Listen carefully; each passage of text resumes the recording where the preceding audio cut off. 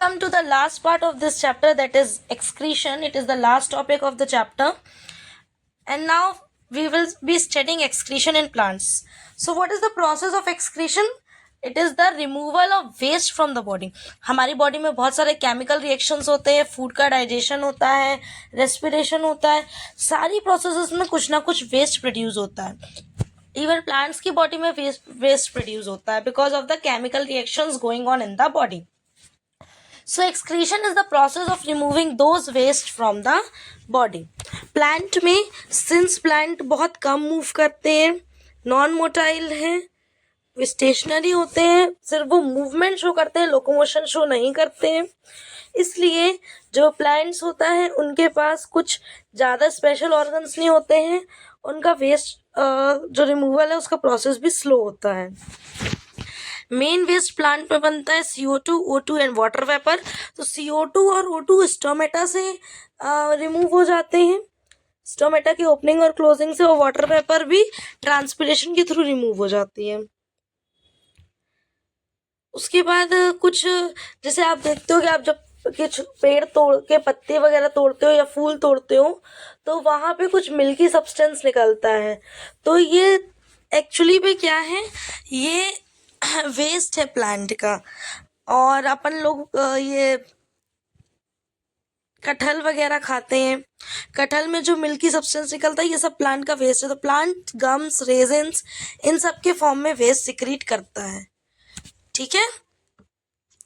Excretion इन animals. Amoeba आपको जैसे पता है वो पानी में रहता है, तो वो क्या करता है, जितना भी वेस्ट होता है उसको एक वैक्यूल में कलेक्ट कर लेता है और फिर वो वैक्यूल सेल मेम्ब्रेन से जाके अटैच हो जाती है और उस प्रोसेस से वेस्ट को रिमूव कर देती है. अर्थवॉर्म में सिर्फ नेफ्रिडिया प्रेजेंट होता है और मॉइस्ट स्किन प्रेजेंट होती है.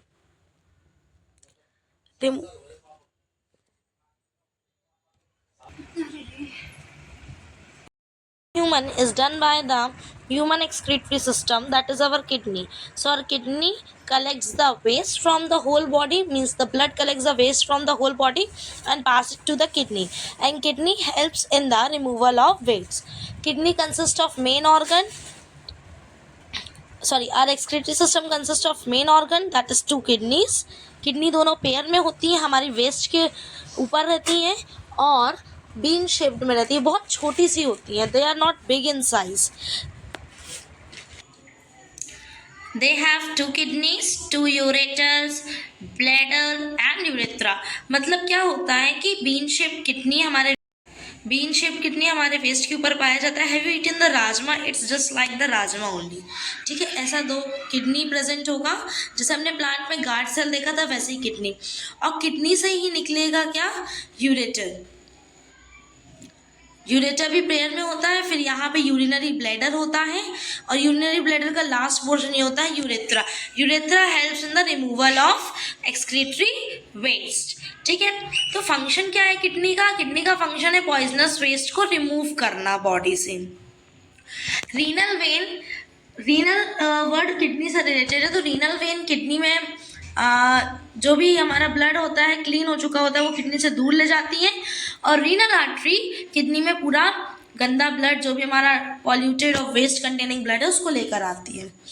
यूरेटर्स का काम क्या है? यूरेटर जो हमारे यूरिया है, जो भी हमारा यूरिन है, जो यूरिया कंटेन करता है उसको लेकर आती है ब्लैडर में. ब्लैडर स्टोर करता है और उसके बाद urethra helps in the passing of urine. Kidney का फंक्शनल यूनिट होता है नेफ्रॉन. प्लीज न्यूरॉन मत लिख देना, बहुत सारे बच्चे गलती करते हैं. तो किडनी का फंक्शनल यूनिट है नेफ्रॉन, और नेफ्रॉन बहुत सारे होते हैं. एक किडनी में करीब करीब 1 मिलियन होते हैं, और उनमें वाउमेंस कैप्सूल होता है. जब उनको आप देखोगे तो एक कप जैसा वाउमेंस कैप्सूल होता है और नीचे ट्यूब जैसा स्ट्रक्चर होता है. ठीक है, वो ट्यूब जैसा स्ट्रक्चर एक पिन जैसा लूप ऑफ हेनले बनाता है, और लूप ऑफ हेनले के बाद आता है कलेक्टिंग डक्ट. मैं एक बार ड्रॉ करके समझा देती हूँ. ये है वाउमेंस कैप्सूल, इसमें बंच ऑफ आर्टरीज होती हैं. फिर ये ट्यूब्यूल होता है, ट्यूब लाइक स्ट्रक्चर, और ये जो कर्व पोर्शन जा रहा है ये लूप ऑफ हेनले है. ये loop of Henle last portion में खुलता है, that is known as collecting duct. ये है कलेक्टिंग डक्ट, ये है लूप ऑफ हेनले, ये है वाउमेंस कैप्सूल और ये है ट्यूब्यूल. ठीक है। तो हमारे किडनी के जो वॉमेल्स कैप्सूल होता है उसमें बंच ऑफ आर्टरीज होती हैं। तो मान के चलिए उस कप के अंदर बहुत सारी आर्टरीज रखी हुई हैं, उसको बोलते हैं टुगेदर ग्लोमेरुलस। एक रीनल आर्टरी होती है जो वेस्ट को लेकर आती है, वेस्ट कंटेनिंग ब्लड को, और रीनल वेन उसी में होती है जो वेस्ट कंटेनिंग क्लीन ब्लड को वापस लेकर जाती है। ठीक है। और पूरे किडनी में एब्जॉर्प्शन चलता रहता है, रीअब्जॉर्प्शन चलता रहता है, सॉल्ट का, ग्लूकोज का, अमाइनो एसिड्स का, एक्सेट्रा का।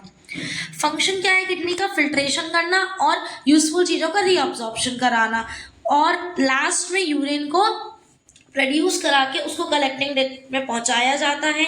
कलेक्टिंग डक्ट से दोनों ट्यूब यूरेथर में पहुंचती है, फिर यूरिनरी ब्लैडर में और यूरेथ्रा से पास होती है। तो यूरिन में क्या क्या कंटेंट होता है? कुछ सॉल्ट्स होता है, कुछ नाइट्रोजनस सब्सटेंस होता है, कुछ यूरिक एसिड होता है। So it is a repeated page. Okay.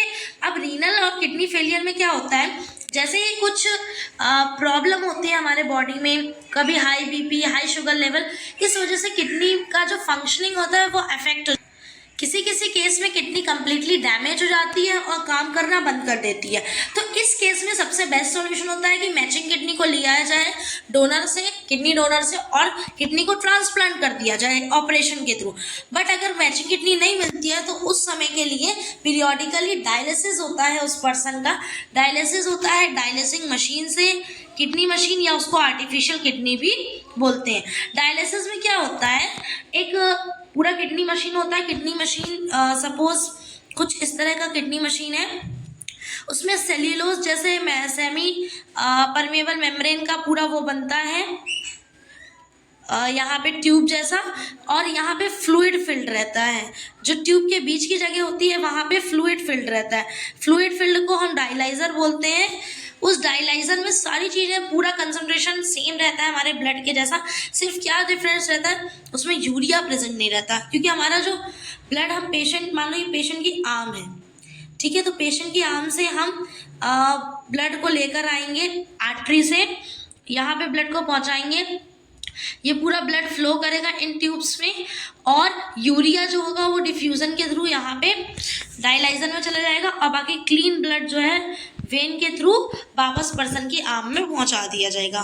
तो एवरी स्मॉल इंटरवल ये सारा चीज़ की जाती है ताकि उस पर्सन के बॉडी में क्लीन ब्लड पहुँचाया जा सके। तो इस चैप्टर में इतना ही। With this we have completed the chapter. Thank you for watching the linkage classes. Please subscribe our channel and do comment your reviews. We are going to post the next video based on the question answers. Various questions we will solve based on these chapters. Thank you. Keep watching.